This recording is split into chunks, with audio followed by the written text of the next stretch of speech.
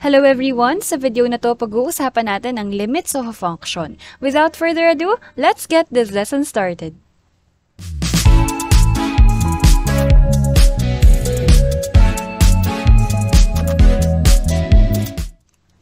I-define muna natin yung limits. So, meron tayong isang function na ang notation natin ay f, tapos isa lang daw yung variable na nasa function na yon, which is x. Suppose yung x na yun ay nag-a-approach ng isang value c, which may or not be in the domain of f. So, ibig sabihin, yung x na variable may nilalapitan na number c, tapos itong c daw pwedeng domain or hindi kasama sa domain ng f. So, anong mangyayari?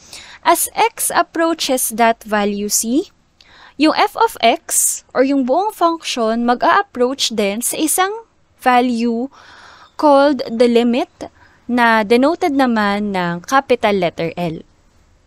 Kunwari, meron tayong curve na red, itong f of x. At ito yung a kung saan nag-a-approach yung ating x value. Lagyan natin ng broken line to denote that value. So, ito yung a. Dito nag-a-approach yung x. Habang papalapit ng papalapit sa kanya yung x, yung ating curve ay nag-a-approach din sa isang value na ang katapat naman ay L. In symbols, it is written like this at ang basa sa kanya ay limit of f of x as x approaches c is L.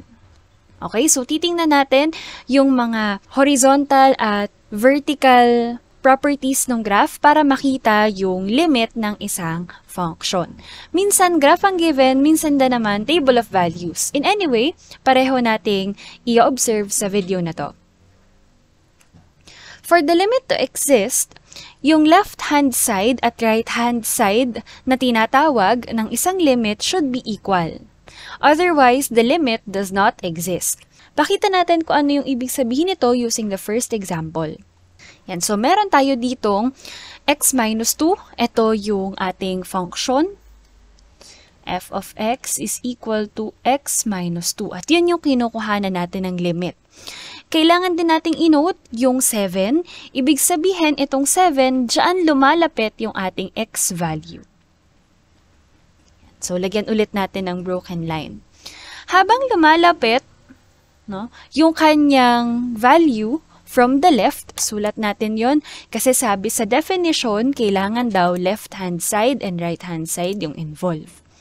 So, meron tayo ditong limit of x minus 2 as x approaches 7, tapos dahil from the left, lagyan natin ng minus sa taas. Yung ating x values habang papalapit sa 7, yung ating y value naman or yung ating pinaka-function ay palapit dito sa 5. So, yun yung ating limit as x approaches 7 from the left, that is 5. Investigate naman natin yung limit of the function as x approaches 7 from the right. So, magmumula naman tayo sa kanan. Papalapit from the right. Ganon din dito. Habang papalapit from the right, nag-equal din siya or pareho lang din ang limit niya, it is 5. And dahil equal silang dalawa, the limit of the entire function as x approaches 7 is 5. For the second example, tingnan naman natin yung function na f of x equals 1 plus 3x. And we have to find the limit of that function as x approaches 2. Tulad ng ginawa natin kanina, i-observe natin yung left-hand side at right-hand side ng function. But this time, ito ay table of values na yung involved. So, una, yun munang to the left. Pag sinabing to the left ng 2, mga values less than 2. That's why, as you may notice here, nagsimula tayo sa 1. Tapos, 1.4, 1.7. Ito ay mga arbitrary values lang. Mga inisip ko lang na values, tapos isa-isa kong isinubstitute dito sa function. Kung ano yung maging sagot, isinulat ko dito sa f of x.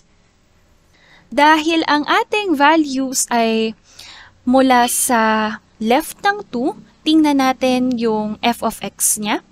Lumalabas na palapit siya ng palapit sa whole number na 7.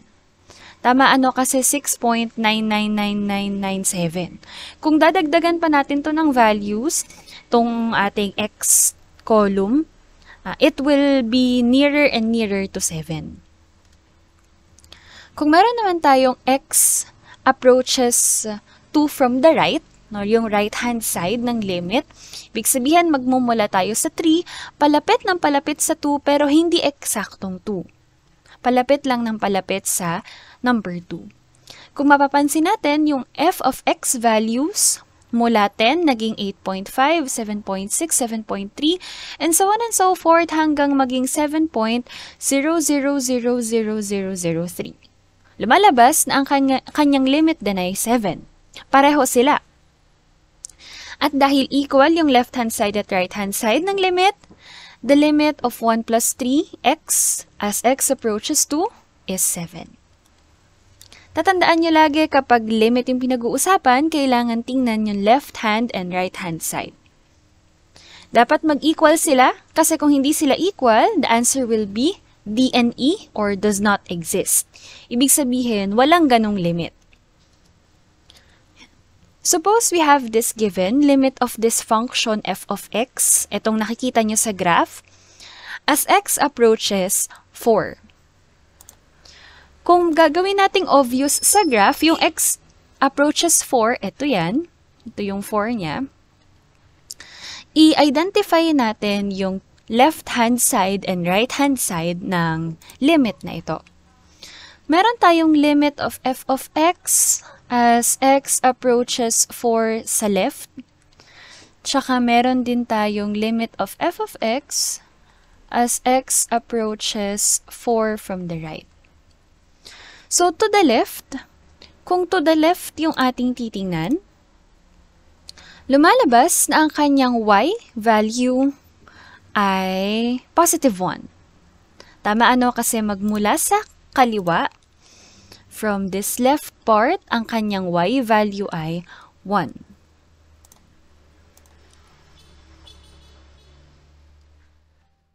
Kung mula naman sa right or yung right-hand side ng ating function, with respect to 4, mula dito sa kanan, ang katapat naman niya na y value ay negative 1. So, lalagay natin yung negative 1 dito. Since they are not equal, magkaiba sila ng value, the limit of the function as x approaches 4 does not exist. Let's have more examples. Let us use the following graph to enumerate the different values of the following. Let's have the limit of the function as x approaches 6. So again, i-identify natin yung left-hand side at right-hand side ng limit na ito. So, tingnan muna natin yung x approaching 6. Let's draw a line.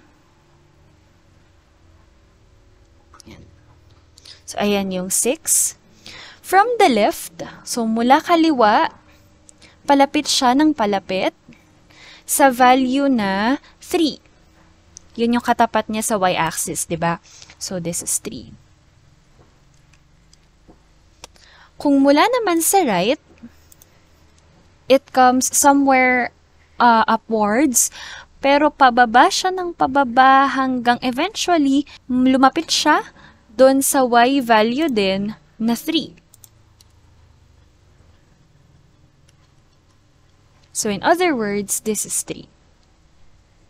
Dahil nag-equal yung left-hand side at right-hand side ng ating limit. As for the fifth example, hindi limit yung pinag-uusapan, anong point ng graph ng f of x yung katapat ng 6 sa x-axis. If you will look closely dito sa given natin, makikita natin na on x equals 6, yung katapat niya sa graph, may open circle. Ito, tong open circle na ito. Ibig sabihin nun, hindi dumaan doon yung ating graph. Kapag may open circle, ibig sabihin hindi siya part, yung point na ito ay hindi part ng graph. Isulat natin yung coordinates nito. Diba ito ay 6, 3. Tapos, hahanap tayo ng ibang point na may closed circle. So, in this case, meron tayong 6, 6. So, the f of 6 here, kung ang x value natin ay 6, ang y value natin ay 6 din. Kasi nga, ang kinonsider natin ay yung shaded circle. Again, kapag open circle, hindi natin yan i-consider as a point on the graph. Next, we have another limit na i-investigate. Sige, tingnan natin. 1 naman yung ating value. So, lagay tayo ng broken line dito. Dahil 1. From the left, yung ating 1, ang mga values na ina-approach niya, yan, 1 from the left, this is equal to 3. Tama ano kasi yun yung katapat sa y-axis. Same goes sa 1 from the right. This is also 3. So in other words, the limit of the function as x approaches 1 is 3. And for the 7th example, hanapin daw natin yung value ng f of 1. Kung titingnan natin sa graph, yung ating function ay dumaan mismo, no? Hindi naman open circle yung nandito sa part na to. Dahil may kulay siya, ibig sabihin closed circle yon, at ang coordinates dito ay 1, 3. Ibig sabihin ng f of 1 is also 3. Dito sa slide na to, ang gusto kong puntuhin, kailangan tayo ay alert sa mga open circle kasi yung mga open circle, hindi sila parte ng mismong graph. Pero pwede silang maging value kapag limit yung pinag-uusapan. Yun yung pinagkaiba ng limit at ng mismong value ng f of x. Let us have another example. Let's refer to this graph to enumerate the value of the limit. We have the limit of f of x as x approaches 4 from the left. So, specific dito from the left lang. 4, ito yan. Lagyan natin ng broken line para alam natin yung hinahanap natin na value. So, from the left, mula sa kaliwa. So, ibig sabihin ito yun. Part ng graph na pababa ng pababa until it approaches 4 from the left. This is equal to a y value na negative 1. Pero kung 4 from the right naman yung pinag-uusapan natin, ito naman yun sa taas.